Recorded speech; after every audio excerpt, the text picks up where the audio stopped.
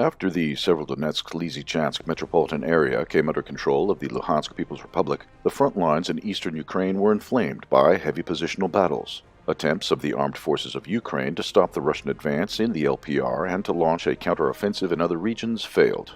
In response, the Kiev regime launched a media battle claiming new fake victories. Fierce fighting is spreading to the west towards Slavyansk. The front lines lay between Seversk, Solidarsk, and Bakhmut. Mop-up operations continue in the settlements on the outskirts of Lysychansk.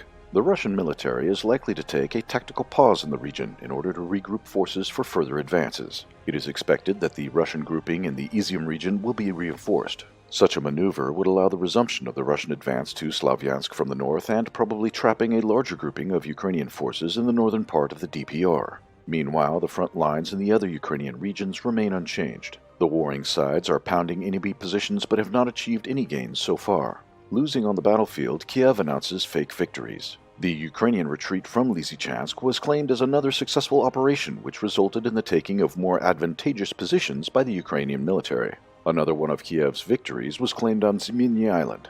Russian forces left the island on June 30th. Servicemen were evacuated by the Russian aerospace forces. Then Russian warplanes carried out massive strikes on abandoned positions, destroying the remaining military equipment and disabling infrastructure facilities. Kiev's forces did not lose their chance to carry out yet another PR campaign. On July 4th, Natalia Homeniuk, head of the Joint Coordinating Press Center of the Defense Forces in the south of Ukraine, claimed that the Ukrainian flag was raised over the island and the territory came under Kiev's control. These claims were spread by Ukrainian media, supported by archived photos. Later on the same day, Ms. Homeniuk was obliged to clarify that her words should be taken metaphorically. No Ukrainian forces landed on the island. In fact, the flag was just thrown from a helicopter and is now waiting for Ukrainian servicemen to raise it. Zmyny Island remains in the gray zone, and neither of the warring sides control it. The Ukrainian flag will likely have a long wait for Ukrainians to raise it, as the area is closely patrolled by the Russian Black Sea Fleet and aviation. However, the comments of the Ukrainian military official were missed by the MSM, and now Ukrainians celebrate yet another fake victory of the Kiev regime.